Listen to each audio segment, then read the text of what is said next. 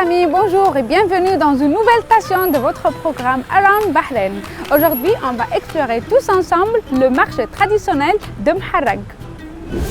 En arabe, ça s'appelle Souk Mharrag et ça contient tout ce qui est traditionnel. Vous pouvez trouver les épices de Bahreïn, les tissus, l'or, l'argent. C'est comme à peu près le Bab al-Bahreïn qu'on a visité avant.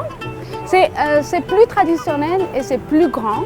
Et normalement, les touristes qui viennent ici achètent des bonbons, les bonbons bahreïnis, et vont directement à l'aéroport. L'avenue principale de Souk Mharrag contient beaucoup de boutiques et aussi une librairie qui s'appelle Al-Maktaba Al-Khalifiya. Au sein du souk de Mharrag, on trouve aussi un autre souk qui s'appelle Souk Al-Qasriya. Venez voir.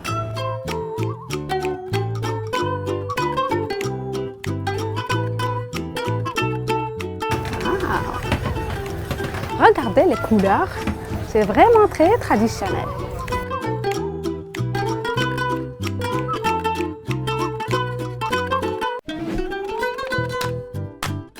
واو دكان العود.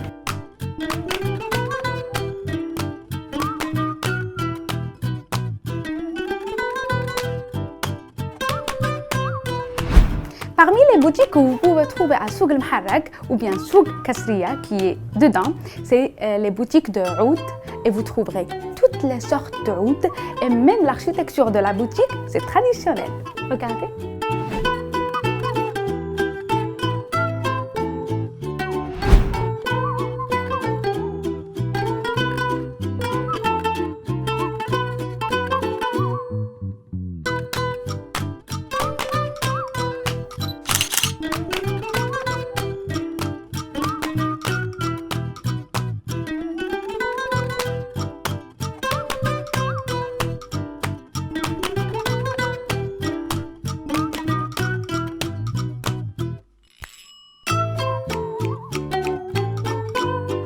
Venez voir.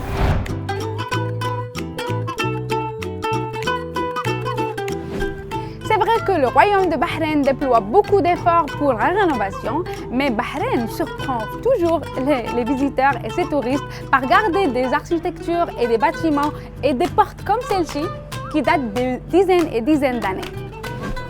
On remarque aussi au Souk Mharrag qu'il y a beaucoup de boutiques qui sont consacrées juste pour les bonbons. Ils vendent aussi les dattes arabes et les fruits secs. Venez voir. Voilà. Regardez.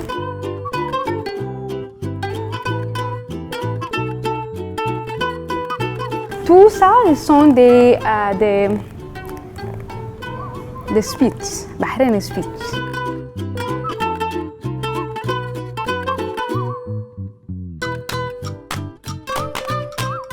Et ça s'appelle khan farouche.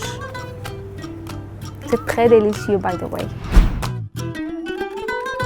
C'est sambusa. Ça s'appelle sambusa. C'est aussi délicieux. Il faut l'essayer.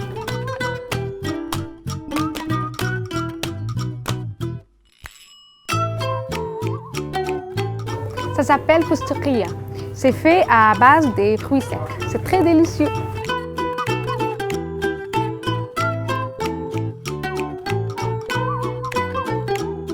Et voilà, tout ça c'est pour les fruits secs.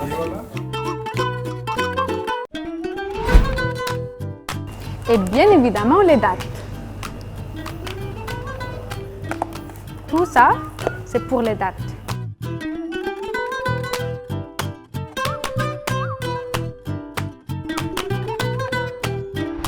Marchez avec moi, on va explorer les autres boutiques.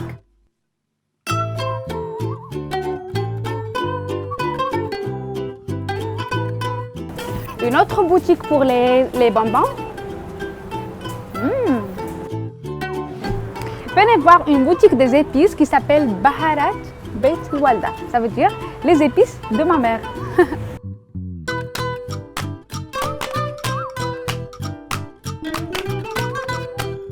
Oh wow!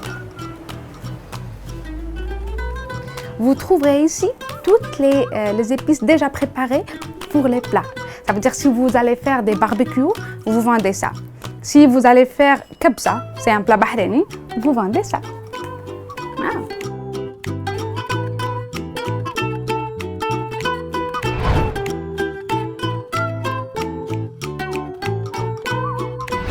On trouve aussi des boutiques pour le safran. Venez.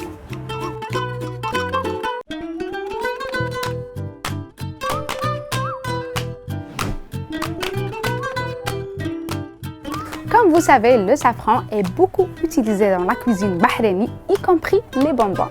Et aussi, vous pouvez trouver ici des petits souvenirs de la cuisine bahreïnie. C'est très mignon.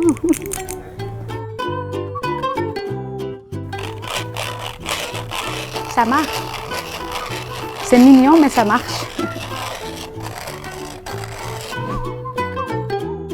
Et parmi les produits locaux qui se trouvent à Souk El Mharraq, ce sont des boissons qui sont faites à partir des palmiers, comme une eau consacrée juste pour les diabétiques, une eau consacrée aux enfants qui s'appelle malgdouche, et une eau qui est faite à partir de la menthe. Et aussi une eau potable qu'on peut boire comme l'eau, qui est aussi faite des palmiers. Regardez.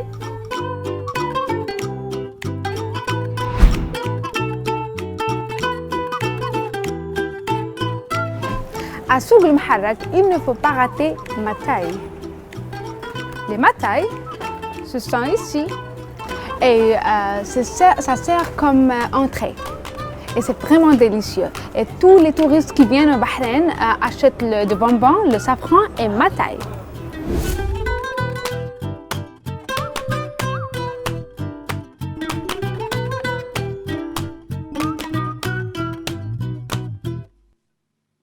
Et voilà! Je vous ai ramené maintenant à la boutique la plus ancienne qui se trouve à Souk El Mharraq, consacrée juste pour vendre la halwa bahreïniya, qui veut dire les bonbons bahreïnis.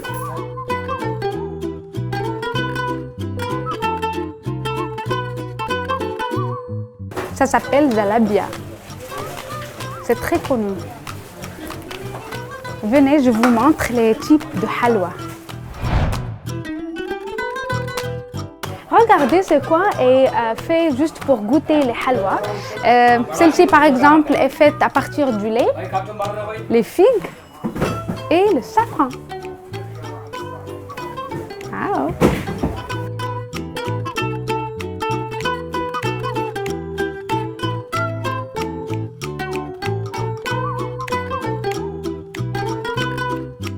C'est très délicieux.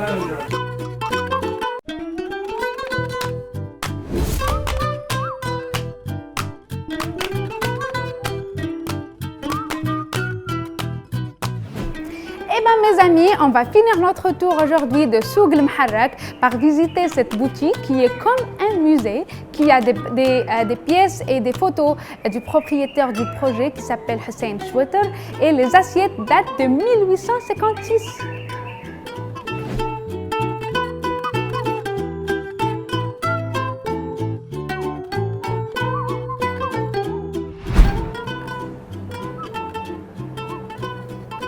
On garde aussi ses affaires personnelles, sa montre, ses lunettes, son portefeuille, ses habits.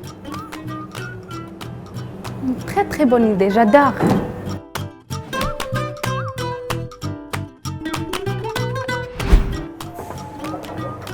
Waouh! Vous imaginez, c'est la porte de sa maison. Waouh! C'est la porte de la maison de Hussein Choueter. C'est très ancien et ça se sent aussi très ancien. Il faut que vous venez ici.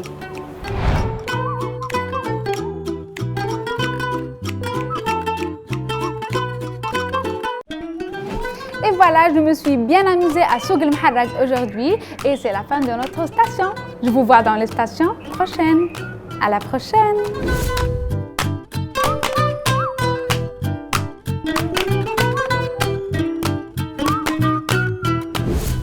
Mesdames et messieurs, bonjour et bienvenue encore une fois dans une nouvelle station de votre programme Around Bahreïn.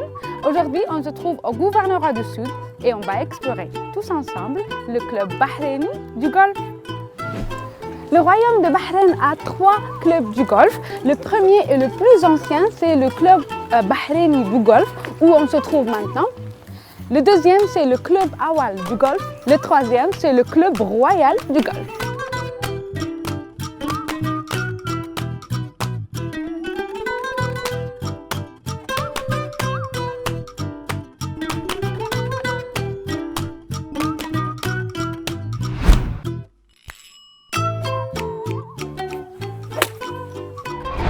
Étant le premier club du golf du royaume du Bahreïn, son histoire est vraiment très intéressante. Tout est commencé en 1935 lorsque les habitants de cette région qui s'appelle Rifa, au royaume du Bahreïn, ont rassemblé leurs efforts ensemble pour avoir cette place pour jouer du golf étant le sport qui leur intéresse. Et ils ont besoin bien sûr d'un office ou bien on appelle la clubhouse du golf pour organiser les tournois et les compétitions. Ils ont pris ce bus pour organiser leurs opérations. Voyez le bus? C'est vrai que les efforts d'avoir un club du golf ont commencé dans les trentaines, mais les gens bahreïnis ont beaucoup travaillé pour développer le sport du golf au Bahreïn. Et en 1964, c'était la première compétition qui était organisée dans le royaume de Bahreïn qui s'appelait Bahreïn Open, qui veut dire Bahreïn ouverte. Et en 1972, il y avait un Bahreïni, le premier Bahreïni qui a gagné la compétition qui s'appelait Mohamed Ahmed. La superficie totale du club du golf est à peu près 6 km.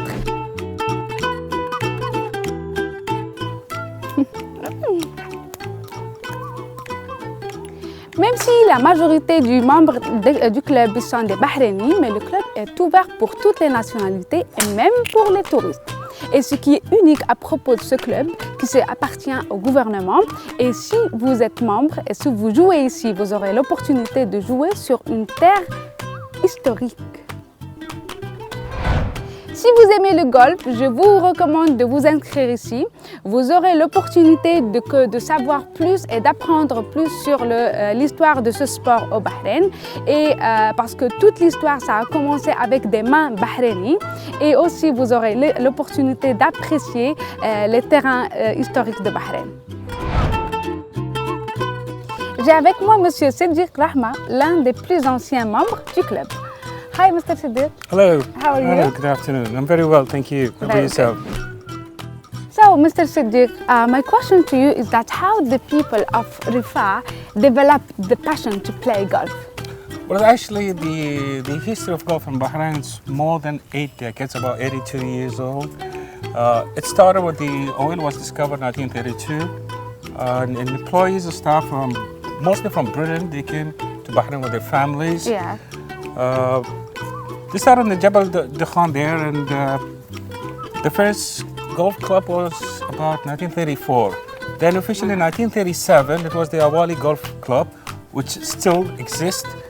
And because it's close to Rifa, and this is the old Rifa.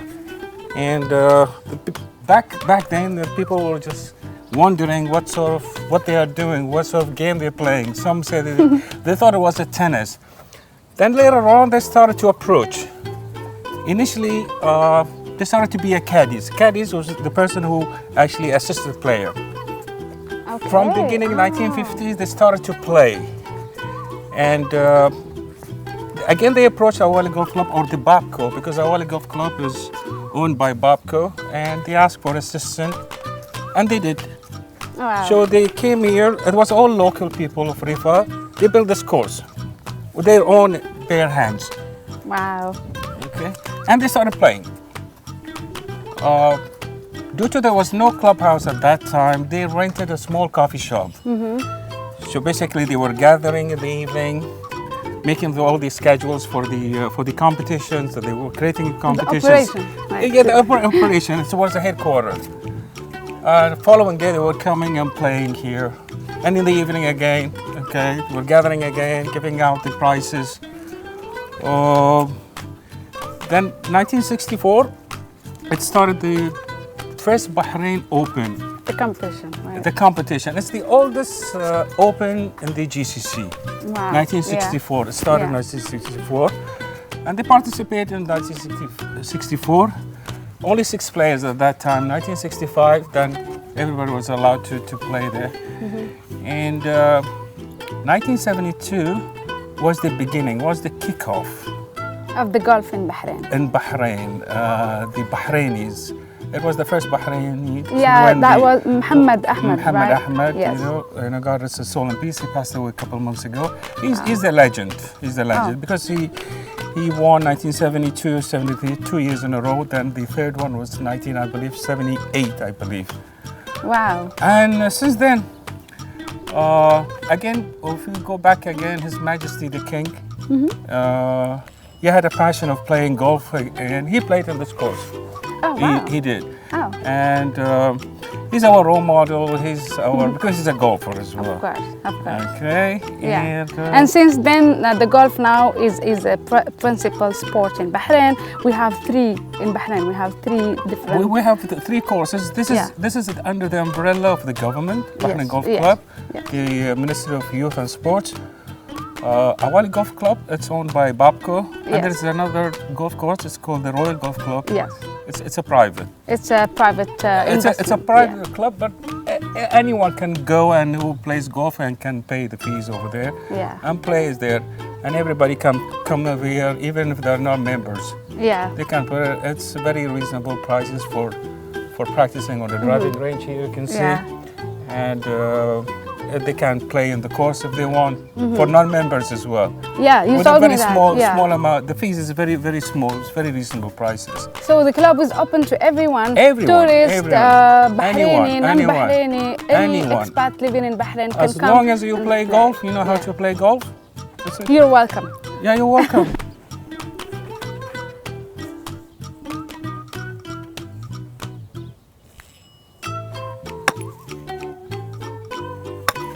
Voilà. La la la. C'est vraiment magnifique. C'est pas simple, c'est pas facile du tout. Mais si vous vous concentrez et vous êtes relaxé, vous pouvez le faire. Mes amis, on est arrivé à la fin de notre station pour aujourd'hui et pour moi, j'ai été très ravie et heureuse de visiter le premier club bahreïni du golf. Je vous recommande aussi de venir ici et bien s'amuser. Alors, je vous vois dans les stations prochaines. À la prochaine!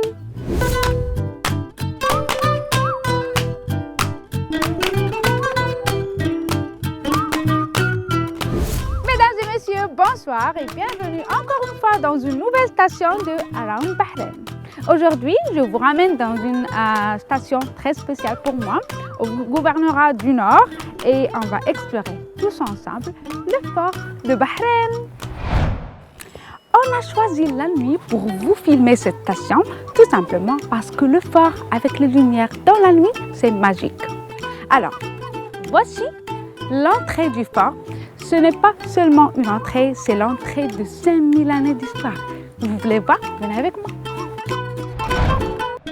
Au Bahreïn, tout est commencé par ici. Si ces murs-là peuvent vous parler, ils peuvent vous dire beaucoup d'histoires et de civilisations en commençant par Dilmun, Awal et Taylos, en finissant par l'islam. J'adore cette part du fort et on vient de me dire que cette partie a été recouverte et reconstruite par les musulmans qui sont venus après les Portugais pour protéger le fort de la cité, mais les Portugais, ils l'ont protégé de la partie de la mer.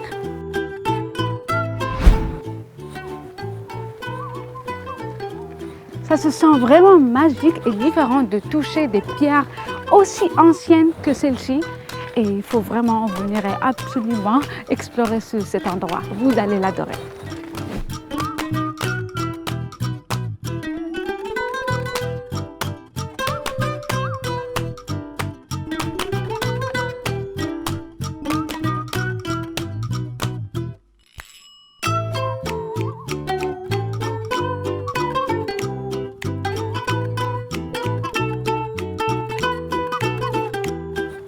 C'est le drapeau de Bahreïn.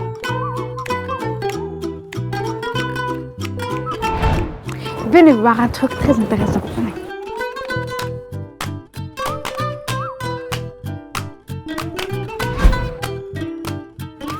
oui, regardez.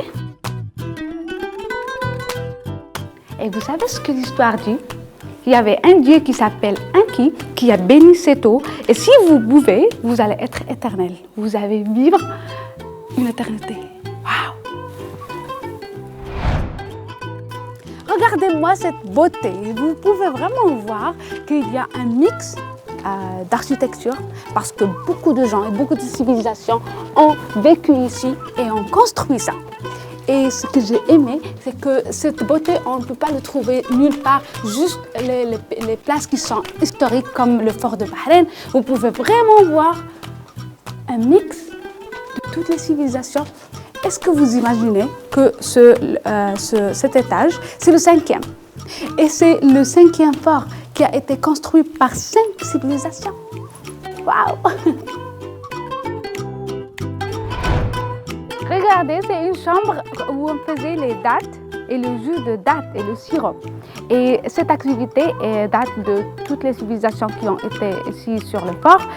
C'est une grande chambre où on ramenait les dattes, ok, et on fait le jus et le sirop. Mes amis, sûrement vous devinez comment les gens auparavant mettaient ou faisaient les jus de dattes. Là, je vous explique. Regardez cette chambre. On mettait les sacs de dattes l'un sur l'autre. Ça s'écrase et ça donne un jus. Les jus passent par ces petites rues qui sont par terre, que vous voyez par terre, et ça va pour un puits. Je vous montre. Venez avec moi. Et voilà, le jus de dattes arrive ici, dans ce puits. Et on les mettait dans des jarres et l'exportait à l'extérieur.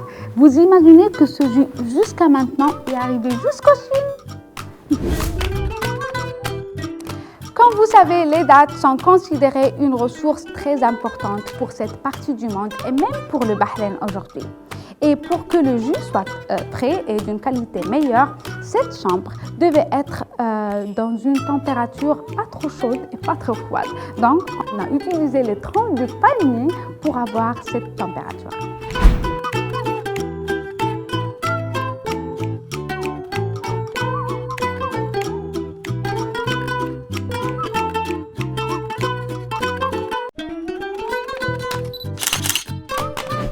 Et par là, on peut aller à la partie du fort qui a une vue sur la mer et qui a été construite ou bien faite par les Portugais.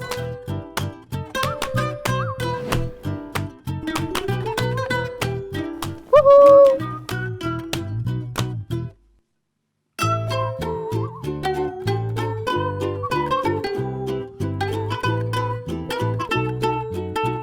C'est beau, n'est-ce pas?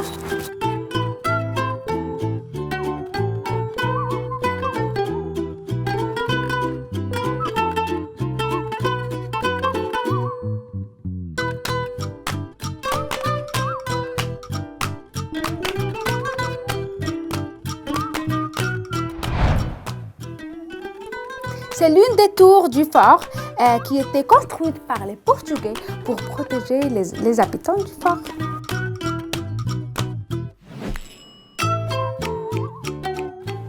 Mes amis, une fois que vous êtes ici, vous allez explorer une contradiction inimaginable parce que vous allez être dans le passé et vous allez avoir une vue sur le présent à travers cette vue magnifique.